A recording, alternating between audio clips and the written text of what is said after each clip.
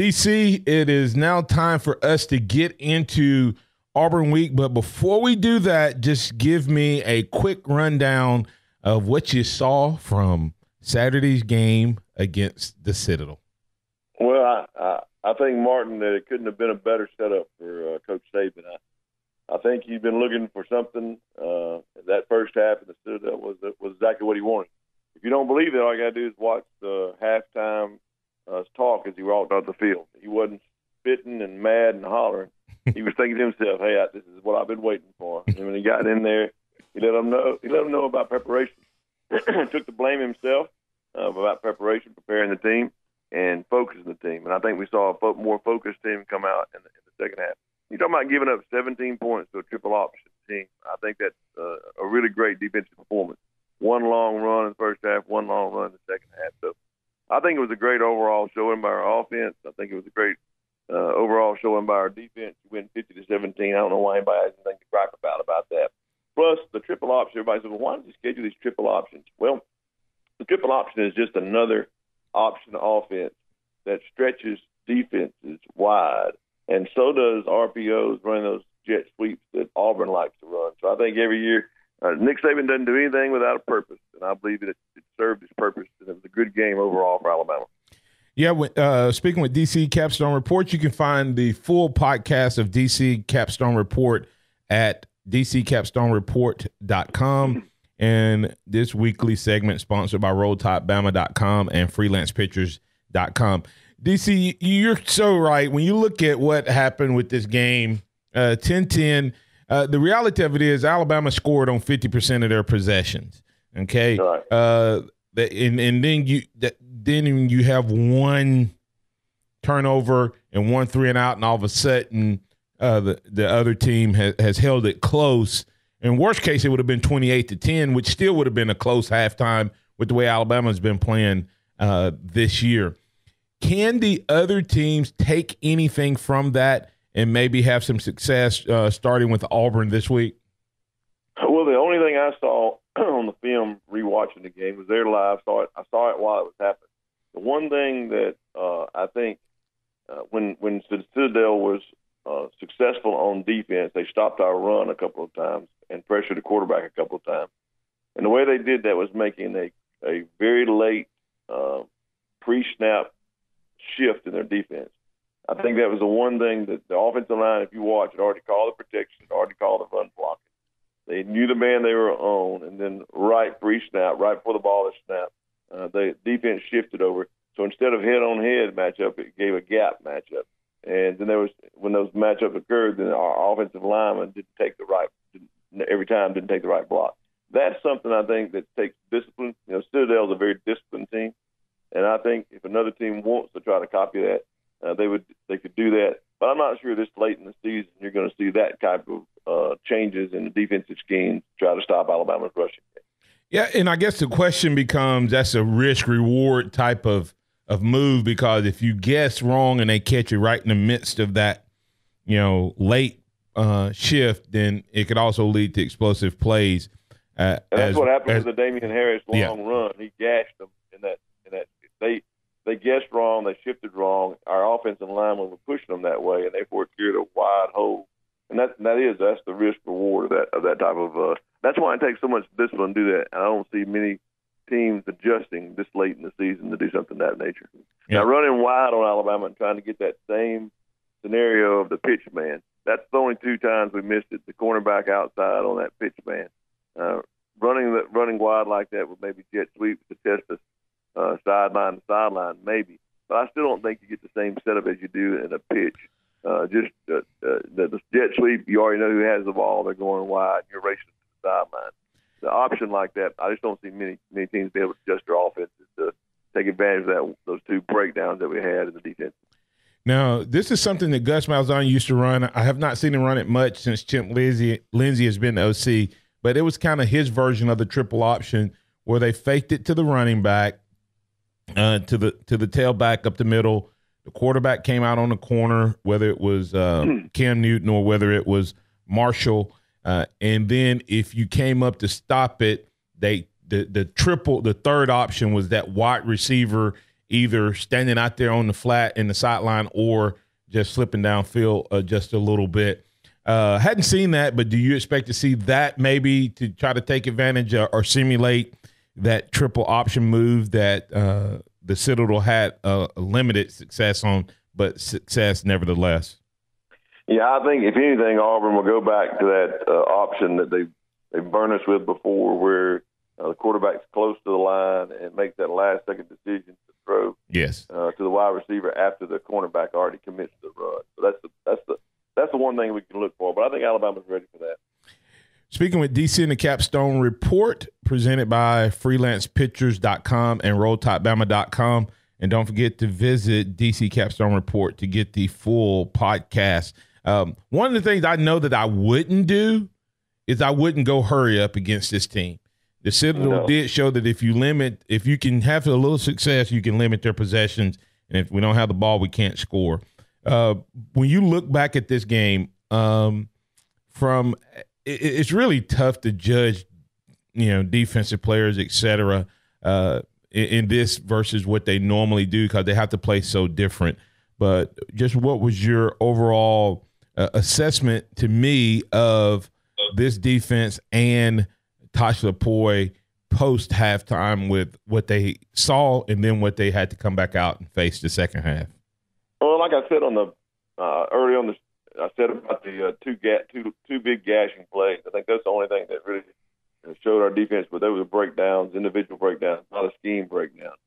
You saw the scheme work, and it's depending on the individual play, Martin. That's what Coach Saban always talks about.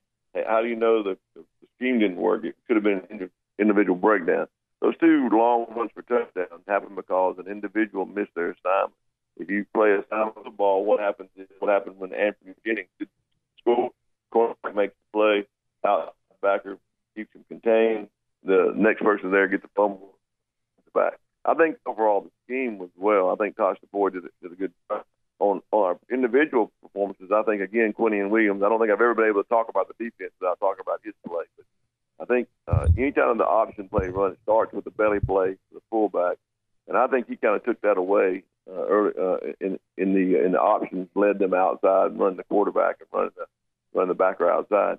I think Dylan Moses and Mac Wilson's ability to run sideline to sideline and cover their area either right or left without too much support from the safeties was able to stop most of those long gashing runs that Citadel had some success with against other teams leading up to the Alabama game. So I think overall, it was a good test for the defense, and I think it stretched us, and I think it showed us how you can come in and not be up for a game and how any team can take advantage of you. So I think adjustments in the second half was in my opinion, very good by the defense.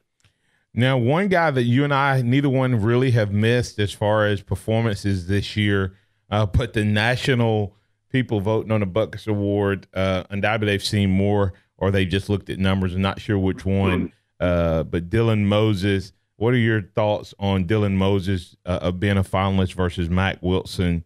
Did either of those guys deserve to be finalists? And if so, were you surprised that it was Dylan Moses that got that nod? And I'll be honest, I was surprised it was Dylan Moses. I felt like Mac Wilson got snubbed. I think, in my opinion, Mac Wilson has shown this year by calling the defense, by getting us in the right plays, and his aggressive play has shown me that he is the caliber of at least a Butkus finalist. And I wouldn't have been surprised to see both of them, but I was really surprised it was Dylan Moses and not Mac Wilson. However, that might bode well for Alabama and not bode well for some offensive players, because I have a tendency to believe Mac Wilson has a tendency to take those to heart and work that out on the field. Yeah, I have a strange feeling Mac Wilson has a big game against Auburn. I'm also convinced that sometimes these awards are put up in such a way that they give finalists so that certain guys can win. I mean, if I'm a national writer, I'm not voting for Dylan Moses as the best linebacker in the country. So I think that helps the other finalists. And sometimes I wonder if that's how they get to where they get to. But and sometimes I wonder if it's just name recognition. He was a right. 5-star freshman coming out of high school, wins what's so-called Butkus Award for high school students. And I think that may be some part of it as well. Absolutely. We're speaking with DC a DC Capstone report, which happens right here on the Blitz every Tuesday. We're coming back on the other side. We'll flip the script and go from the Citadel to start talking about the Auburn Tigers and what DC thinks this Alabama Crimson Tide team needs to do to secure another victory right here on the Blitz on Tide 102.9 and 100.9. All right, let's get back in with DC. DC, as we went to break there, we were reviewing kind of the Citadel, getting ready to lean forward into the Auburn game. But one of the big things that happened on this past weekend before we get completely into the Auburn game was Tua Tagovailoa came out dressed a little different than he's been in previous weeks and looked a lot like the Tua Tagovailoa from early in the season, both with the arm and the legs. Yeah, Martin, I think that's a big critical thing that a lot of people may have missed out on how big of a deal it was. You know, last week on your show, you and I both talked, both agreed that maybe the knee wasn't as bad, but maybe the knee brace was giving him trouble. And I think we saw that coming out. You know, I picked up on that because the young man had talked. Every time he talked about my knee's fine, but this brace, you know, I can't stand playing with it, that type of thing. I want to play without it, but they won't let me. Well, I think coming out in the game against the Citadel, a couple of key things we need to go back. If our listeners out there want to go back and rewatch. His first couple of passes that he missed, the ones that were incomplete, which were few in this game, were low. And I think he was compensating. Remember, when he had the knee brace on, he threw a lot of high balls because he couldn't get a good placement of his leg. Once he got adjusted without the knee brace, I think he was much better the rest of the day. So that is very important, I think, going into the Auburn game, because two things happened. He got to play without the knee brace like he wanted to. He showed that his knee was strong enough to run, and he had better mobility in the pocket to elude the rushers. So, you know, I think that's what we'll see going forward, and I think that's a big deal going in this Auburn game. They're going to get after him in the pocket, just like they saw LSU and Mississippi State do. They're going to try to pressure him, and I think not having a knee brace gives him a level of mobility that he didn't have in those two games. That's DC with DC Capstone report talking about Tua Tagovailoa minus the brace does not bode well for Auburn. One of the things that's probably been the most surprising for me this year, DC, has actually been our running game. Surprising, I wouldn't say disappointing, because we hadn't necessarily had to have it. I just expected the running lanes to be so much more open with Tua at the helm, and expected us to have a much more balanced attack. Well, that hasn't been the case for the most part. And I don't know why, but it was good to see, even though it was when Jalen came in, it was good to see Damian Harris make that long run. The question is, will he be back based on that concussion? And just overall going into this game, Damian Harris, what are you seeing there in Alabama's running game? Well, yeah, I think Damian Harris has had a good season all around. I think a lot of us expected Alabama to come out and beat the team that counted on the run, but with Tua, we hadn't had to have the run much because he's thrown the ball really well in the opening games, and even in the games against LSU. You know, LSU was wanting to make him throw the ball, which I didn't think was a great defensive strategy, but they wanted, so they were going to try to stop our run. And I think he's overall probably 90% of the time made the right choices. It's just those glaring times when he doesn't make the right choice between the run and the pass that you actually see it. But overall, I'm impressed with Damian Harris. I think the long run shows that he can still run, still does a great job. My concern with Damian is anytime you have a concussion, and I don't care if you call it a little concussion or a big concussion, it's a concussion, and he has to go through the concussion protocol. His ability to come back from that is going to be, it's going to be big. Looking at, is he going to be able to practice on Wednesday or Thursday this week? If he's able to practice as a go, then I think it's going to bode well for our rushing game against Auburn.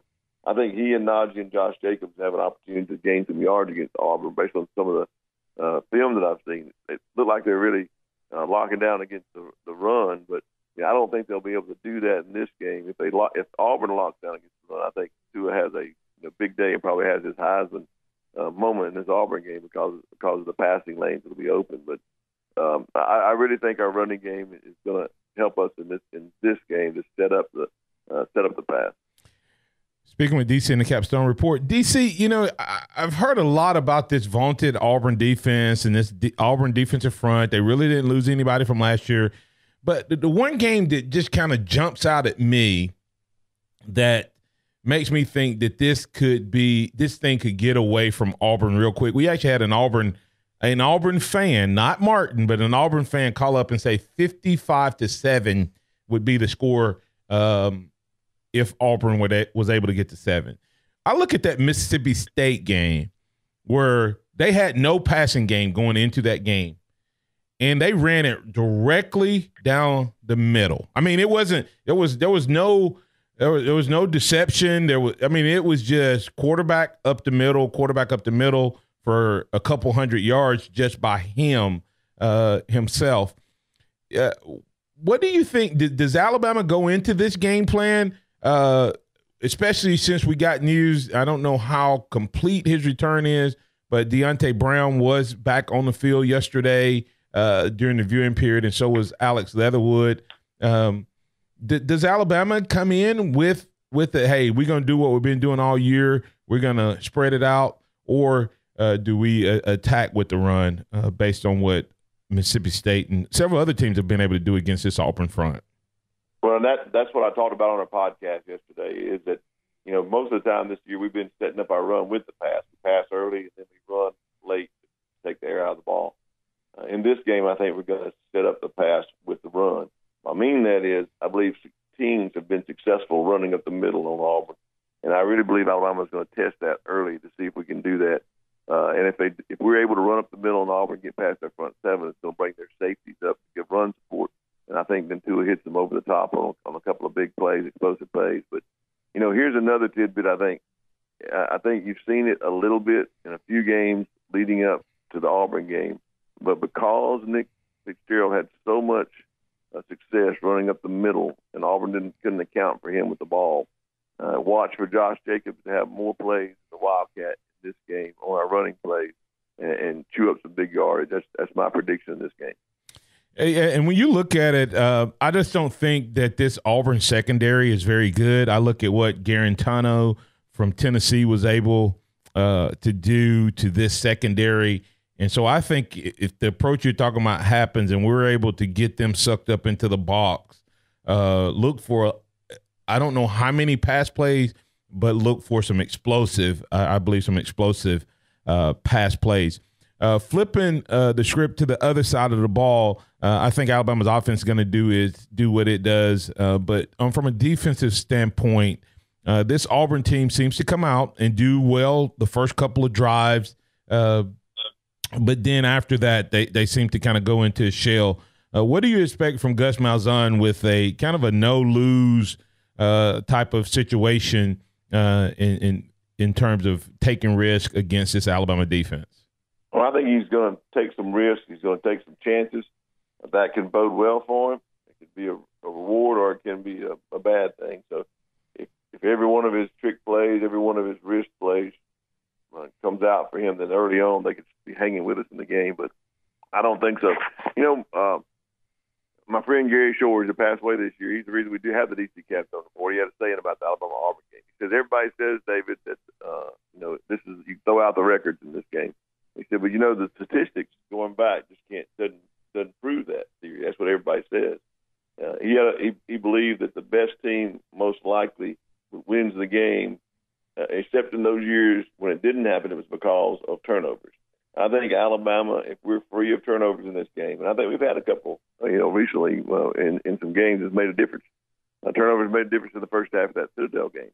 If we can just control the ball on our side of the ball and don't have any turnovers, then I don't think there's any reason for Alabama to have a problem winning this game against Auburn. I just don't think Auburn can score enough points on the Alabama defense to beat. They're just not going to score more points than Alabama. I just don't think that's going to happen as long as they play within themselves and don't have the turnovers and mistakes and stupid penalties. I think Alabama can win this game and win it pretty handily. My prediction is 45-17, just giving Auburn a chance to make any type of one big shot play or something that might work. I just don't see them hanging with Alabama and beating Alabama in this game.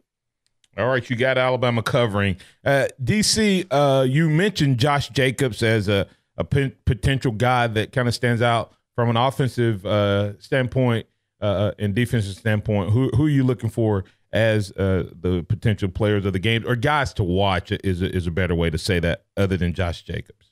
Well, I think you watch Quentin Williams every time he plays the ball. Yeah. You're missing a poetry in motion watching a defensive guy every time he plays the game. So let me ask you this, DC. I'm going to check. Did you see Aaron Donald last night? Did you see? I did. Yeah. I did. All I could think of is that's Quentin Williams. I mean, that is Quentin Williams if he continues to progress. Just disruptive. Deontay Thompson in this game. I think Jared Stidham has a chance in this game to make some throws down the field, but I think he also has a tendency to throw them high, throw them away, and I believe Deontay Thompson with his long ball hawking skills has the ability to catch maybe a couple of turnovers, a couple of interceptions in this game. And another player on offense to watch is Irv Smith. I mean, I just can't give him enough accolades. I think, he has more speed, he has deceptive speed, he has quickness. He showed in this game he had some moves against the Citadel, but he has a knack of sitting down and getting open. And I believe that Tua looks for him when he needs a pass completion for him to sit down and get open to him giving the ball. So I think Irv Smith, Josh Jacobs have big games on offense, and Quentin Williams and Deontay Thompson has big games on defense. But the other defensive player to watch is Matt Wilson. He's going to have something to prove in this game, and I think he's going to prove it by his play against the Auburn game. All right. DC, is there anything else happening this weekend you want to highlight before we get out of here? Well, I tell you what, this is a Thanksgiving. I'm going to depart a little bit from sports. It's a Thanksgiving weekend, and if you're listening to me and you're listening to Martin on this early morning, you have a lot to be thankful for. There's people less fortunate than us. So I say do something this week. Leading up to the Alabama-Auburn game, do something this week to help someone else. And I heard you talking earlier about the United for the Homeless. It's a great ministry. Virgil Williams and his wife, Stacey, heads up. I'm going to take advantage of that. I'm going to be there on that Sunday afternoon at 3 o'clock. So if any of your listeners want to come out and help us serve, get to see me, get to see you, Martin, I'd love for them to do that, to give back to those less fortunate. I want to tell all the listeners out there, thank you for hanging in and listening to our podcast. It seems to be growing each week. We appreciate y'all, all your listeners, Martin. You've been really good to us this year. Well, DC, we appreciate all that you bring to the Blitz. Looking forward to continuing that relationship throughout the football season and even into the other sports times.